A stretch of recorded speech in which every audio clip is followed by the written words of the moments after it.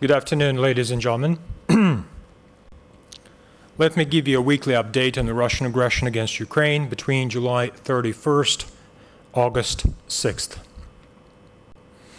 The situation on the front line remained duly controlled by Ukrainian armed forces. However, the enemy continued to violate Minsk agreements, constantly shelling Ukrainian positions, particularly using heavy weapons. To aggravate the situation, the enemy used tanks and self-propelled artillery units,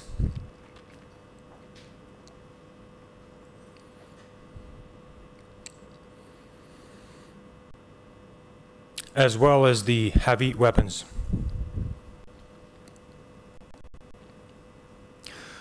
As we all know, these are prohibited by the above-mentioned agreements, as well as engaging troops, rotation and replacement in various positions across the front line. The number of enemy shellings ranged between 18 and 38 instances per day. The share of enemy ceasefire violations with heavy weapons amounted to 46 cases, which is 24% of the total of 192 enemy ceasefire violations over last week.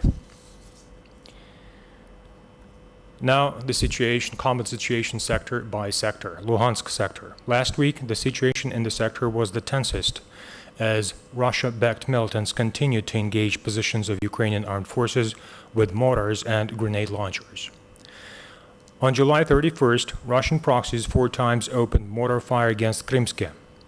On August 2nd, invaders opened high-intensity mortar fire against Krymske, Troitske, having discharged 30 mortar bombs just in 20 minutes. On Thursday and Friday, Russia-equipped militants limited their combat activity to Popasna area alone. There, they engaged various positions of Ukrainian armed forces with grenade launchers. On August 5th, Russian proxies used mortars against Krymske once again, having fired more than 10 bombs toward positions of Ukrainian army. Last week, the daily number of ceasefire violations by the enemy ranged between 6 and 15. Now, Donetsk sector.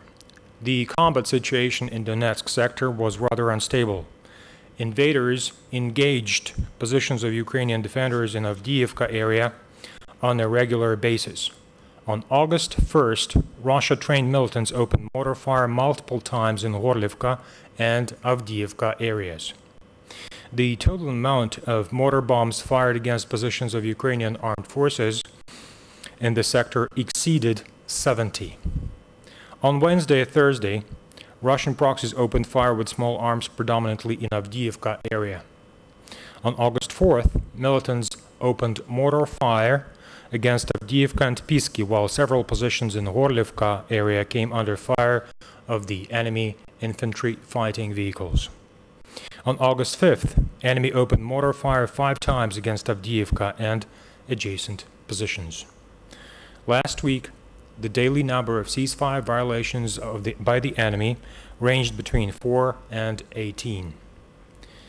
Now to the Mariupol sector. Last week, the intensity of enemy fire in the sector was the lowest of all. On August 2nd, invaders opened short artillery fire against Vilyen and Lebedinske. On other days, enemy used grenade launchers to engage positions of Ukrainian army, mainly in Pavlopil-Shirokino area. However, on Sunday, Russian proxies escalated combat action in the sector. There, the invaders multiple times engaged southern coastal positions of Ukrainian army with mortars, having discharged the total of 40 mortar bombs. Also, Russia-equipped militants opened fire with Grad rocket launchers against Shirokino, having fired nearly 20 missiles. Last week, the daily number of ceasefire violations by the enemy ranged between 2 and 9.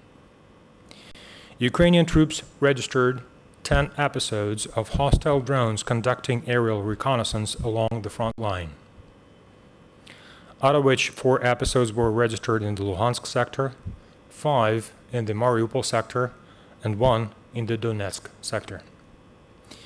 The military intelligence of Ukraine reports about further military assistance coming from Russia to its proxies in eastern Ukraine.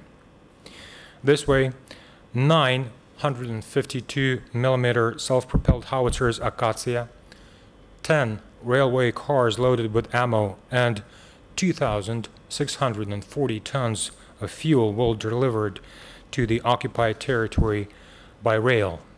In addition, 2 Grad multiple rocket launchers and another 420 tons of fuel were transported to the occupied territory by road.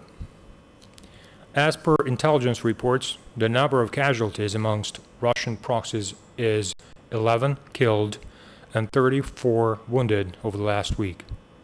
Also, Russia-equipped militants lost 1 UAV.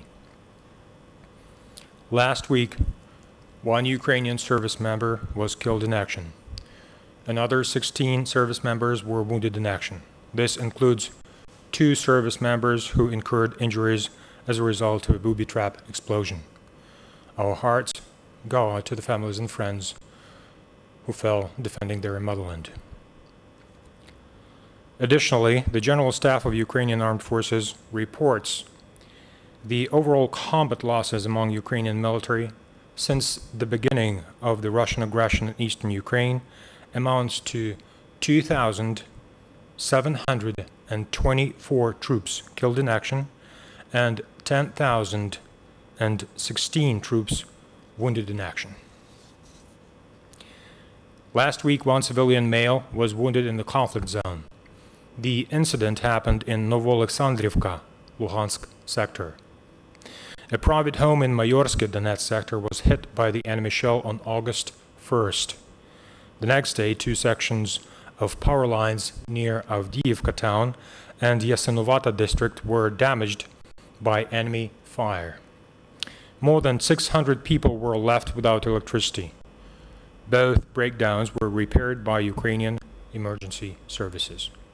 Thank you. That'll be all for today. You have a good day.